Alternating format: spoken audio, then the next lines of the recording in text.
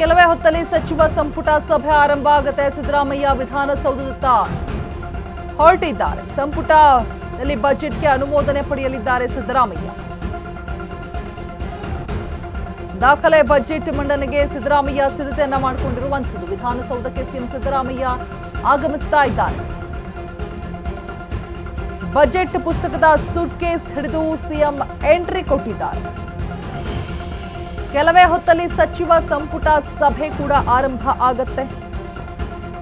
ಸಂಪುಟದಲ್ಲಿ ಬಜೆಟ್ಗೆ ಅನುಮೋದನೆಯನ್ನ ಪಡೆಯಲಿದ್ದಾರೆ ಸಿಎಂ.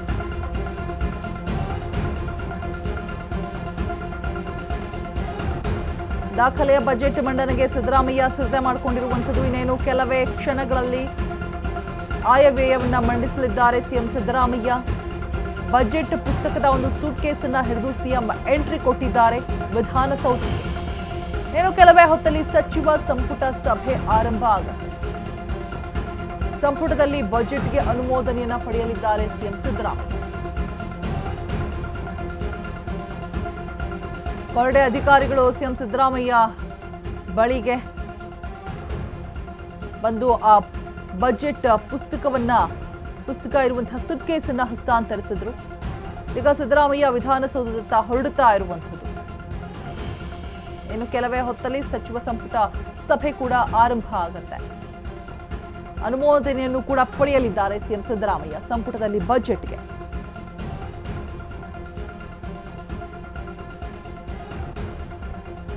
ವಿಧಾನಸೌಧಕ್ಕೆ ಸಿಎಂ ಸಿದ್ದರಾಮಯ್ಯ ಸೂಟ್ಕೇಸ್ ಅನ್ನ ಹಿಡಿದು ಆಗಮಿಸ್ತಾ ಇರುವಂಥದ್ದು.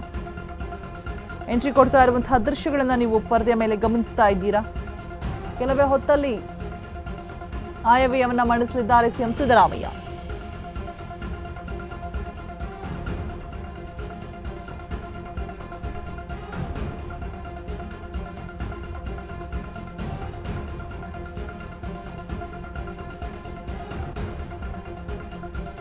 ದೃಶ್ಯಾವಳಿಗಳಲ್ಲಿ ಗಮನಿಸ್ತಾ ಇರಬಹುದು ಸಿಎಂ ಸಿದ್ದರಾಮಯ್ಯ ಸೂಟ್ಕೇಸ್ ಅನ್ನ ಹಿಡಿದು ಹೊರಡ್ತಾ ಇರುವಂತಹ ದೃಶ್ಯಗಳು. ವಿಧಾನಸೌಧಕ್ಕೆ ಹೊರಡ್ತಾ ಇರುವಂತಹ ದೃಶ್ಯಗಳು. 10:15ಕ್ಕೆ ಆಯವ್ಯಯವನ್ನ ಮಂಡಿಸಲಿದ್ದಾರೆ ಸಿಎಂ ಸಿದ್ದರಾಮಯ್ಯ. ದಾಖಲೆ ಬಜೆಟ್ ಮಂಡನೆಗೆ ಸಿದ್ಧತೆ ಕೂಡ ನಡೆಸಿರುವಂಥದ್ದು. ಅಧಿಕಾರಿಗಳು ಸಿಎಂ ಸಿದ್ದರಾಮಯ್ಯ ಕೈಗೆ ಬಜೆಟ್ ಪುಸ್ತಕದ ಸೂಟ್ಕೇಸ್ ಅನ್ನ ಹಸ್ತಾಂತರ ಮಾಡಿದ್ದಾರೆ.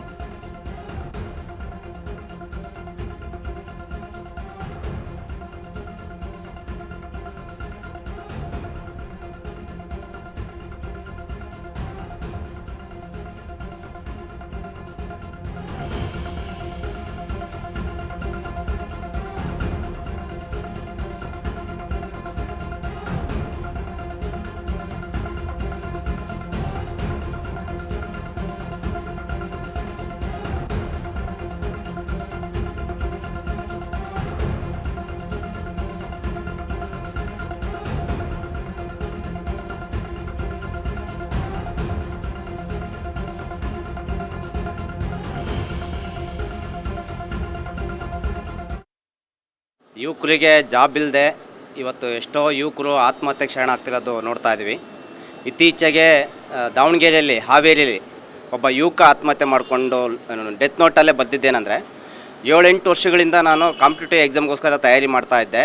ಇವಾಗ ನನ್ನ ಏಜ್ ಲಿಮಿಟ್ ಕ್ರಾಸ್ ಆಗಿದೆ, ಹಾಗಾಗಿ ಸುಸೈಡ್ ಮಾಡ್ಕೊಳ್ತಿದ್ದೀನಿ, ನನ್ನ ಕ್ಷಮಿಸಿ ಅಂತಂದೇಳಿ ತಾಯಿಗೆ ಲೆಟ್ರ್ ಬರೆದು ಸುಸೈಡ್ ಮಾಡ್ಕೊಂಡ. ಇದು ಸರ್ಕಾರಕ್ಕೆ ಕಣ್ಣಿಲ್ವಾ ಅಂತ ಪ್ರಶ್ನೆ ಬರುತ್ತೆ. ಇವತ್ತು ಹಲವಾರು ಆಶ್ವಾಸನೆ ಕೊಡೋರು ಯುವಕರು ಇವತ್ತು ಅತಂತ್ರದಲ್ಲಿ ಬದುಕ್ತಿದ್ದಾರೆ. ಒಂದು ಕಾಯಂ ಉದ್ಯೋಗಗಳಿಲ್ಲ, ಎಲ್ಲಿ ನೋಡಿದ್ರು ಕಾಂಟ್ರಾಕ್ಟ್ ಬೇಸು ಔಟ್ಸೋರ್ಸ್ ಜಾಬ್ಗಳನ್ನ ಕೊಡ್ತಿದ್ದಾರೆ. 5 ವರ್ಷಗಳಿಂದ ನೇಮಕಾತಿಗಳಾಗಿಲ್ಲ. ಹುಡುಗರಿಗೆ ಒಂದು ಉದ್ಯೋಗ ಭದ್ರತೆ ಕೊಟ್ಟು ಒಂದು ದುಡಿಯೋ ಕೈಗಳಿಗೆ ಕೆಲಸ ಕೊಟ್ಟರೆ ದೇಶದ ಅಭಿವೃದ್ಧಿಗೆ ಅವ್ರನ್ನ ಬಳಸ್ಕೋಬೇಕು. ಈ ಯಾವುದೇ ಸೂಚನೆಗಳಿಲ್ಲ.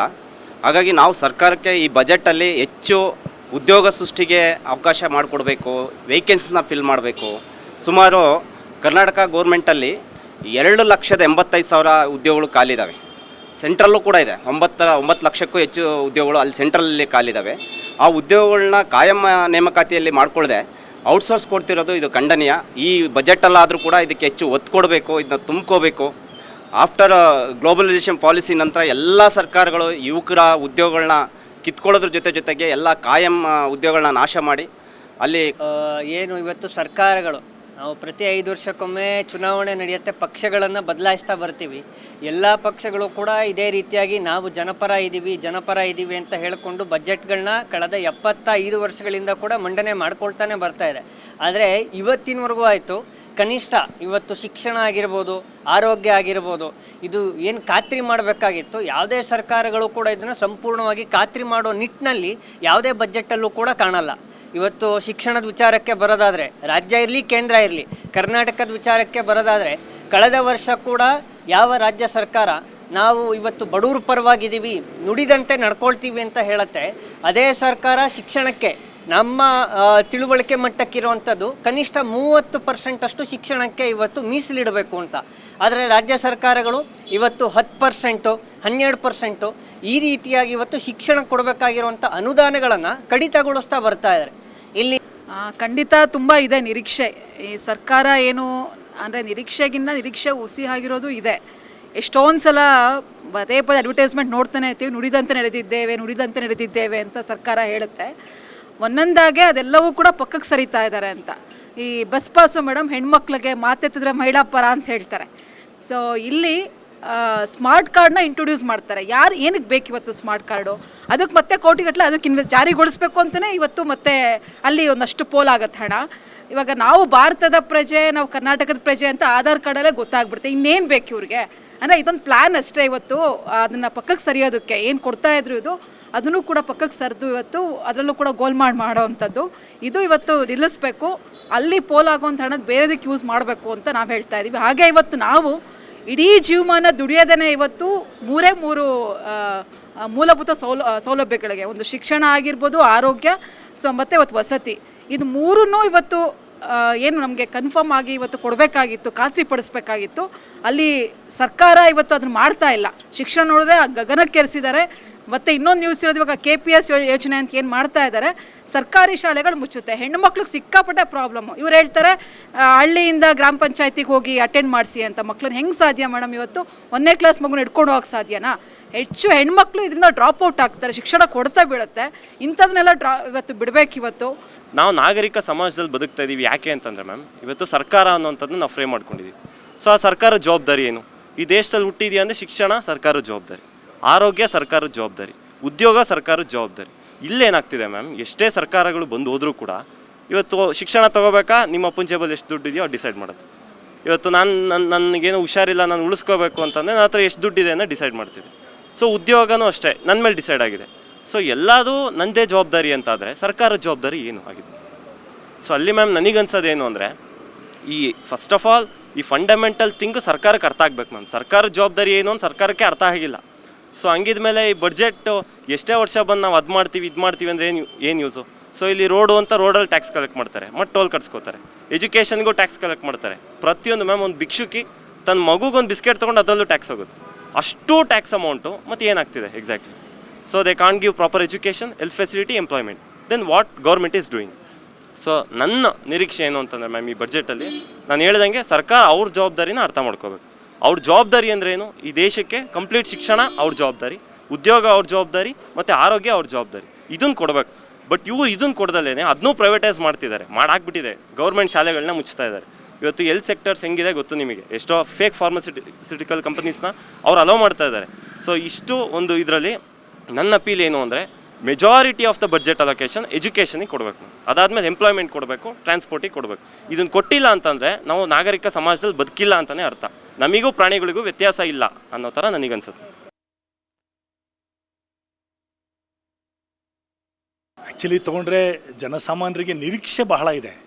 ಬಟ್ ಭಾಳ ನೋವಿನ ವಿಷಯ ಅಂದರೆ, ಯಾವುದೇ ಸರ್ಕಾರಗಳು ಬಜೆಟ್ ಮಂಡಿಸಿದ್ರೆ ಅದು ಜನಗಳಿಗೆ, ಜನಸಾಮಾನ್ಯರ ಹಿತಾಸಕ್ತಿಗಳು ಯಾವುದೂ ಪ್ರತಿಬಿಂಬ ಆಗಲ್ಲ.